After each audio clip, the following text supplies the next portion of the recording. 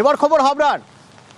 ব্যবসায়ী থেকে ৫৭,০০০ টাকা তোলা দাবি, পুরো টাকা না দেওয়ায় বেধড়ক মারধর। ভাবুন, শুনুন একবার, বিশ্বাস করবেন আপনিও যখন আপনি শুনবেন যে যারা এই কাজ মানে যাদের সঙ্গে হয়েছে তারা কি বলছেন, শুনুন। আমি ব্যবসা করি মস্তনুর রাজবল্লভপুর স্কুল পিছনের বাড়ি। আমার ট্রান্সপোর্টের ব্যবসা আছে। টিএমসির কিছু লোক তারা ২১শে জুলাই চাঁদা চাচ্ছে আমার কাছে। তাদের নাম কিনু, ডাক্তার, আরো দুজনের নাম জানিনি। বলছে তোমাকে চাঁদা দিতে হবে। কেন দিতে হবে? ২১শে জুলাই ওদের গাড়ি দিতে হবে। আমার গাড়ির ব্যবসা আছে, আমি হচ্ছে গাড়ি দিতে পারবো না। বলছে তাহলে আমাদের বাস যাবে, বাসের টিফিন লাগবে, তোমার চাঁদা দিতে হবে ৬০,০০০ টাকা। আমি বলছি আমি অত টাকা দিতে পারবো না। তাহলে তুমি গড়ে হিসাব করি কত, ৫৭,০০০ টাকা।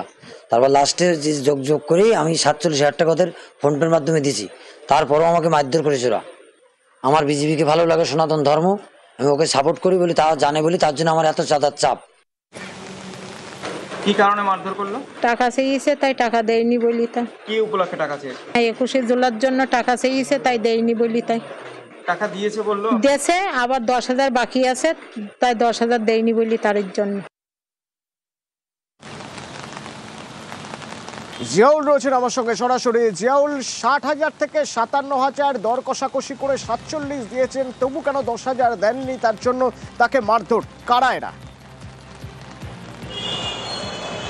দেখো, যাদের নামে অভিযোগ তারা হচ্ছে ২১শে জুলাইয়ের জন্য তারা চাঁদা কালেকশন করছিলেন, অর্থাৎ তারা ২১শে জুলাই যাবেন, তার জন্য বাস দরকার। অর্থাৎ এই হাবড়ার মসলন্দপুরের রাজবল্লভপুরের নিতাই ঘোষ তার কাছে গিয়ে দাবি করে যে ৫টি বাস দিতে হবে।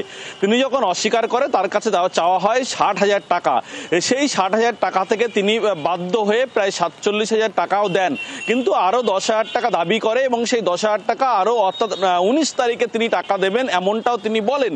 কিন্তু তাদের যারা জুলুম করছিলেন তাদের দাবি যে টাকা তাদের সঙ্গে সঙ্গে দিতে হবে, যেহেতু ২১শে জুলাই যাবেন তারা, ফলে অনেক খরচ রয়েছে, সেই জন্যই ২১শে জুলাইয়ের জন্যই পুরো টাকাটা তাদেরকে দিতে হবে।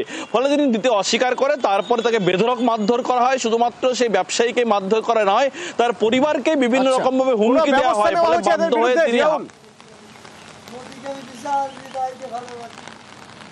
অভিযোগ দায়ের করেছেন, কিন্তু সমস্ত অভিযোগ অস্বীকার করে বলেছেন যে এরকম কোন চাঁদার জুলুমে তারা টাকা চাননি। দুধ ব্যবসায়ীর সঙ্গে এই ব্যবসায়ীর অভিযোগ, আর যার বিরুদ্ধে অভিযোগ তারাই বাকি বলছে। আমরা এতদিন ২১শে জুলাই দেখতাম যে ২১শে জুলাই এত আড়ম্বর করে হয়, এবার বুঝতে পারলাম কীভাবে আড়ম্বর করে হয়। এভাবে জোর জুলুম করে সাধারণ ব্যবসায়ীদের থেকে টাকা নিয়ে, টাকা এইভাবে ছিনতাই করে টাকা নিয়ে এইভাবে ২১শে জুলাই হয়। সত্যি এই ঘটনা খুবই নিন্দনীয়। যে খবরটা আমরা দেখতে পারলাম, যারা দোষী তাদের শাস্তি চাই আমরা। একদম মিথ্যা ঘটনা। একই পাড়ার দুজন, এটা একটা ব্যবসায়িক গন্ডগোল। যেই না দুজনের মধ্যে গন্ডগোল হলো, এর মধ্যে তৃণমূলকে টানতে হবে। এখন যা কিছু হবে সেখানেই তৃণমূলকে জড়াতে হবে, সেই জন্যই তৃণমূল।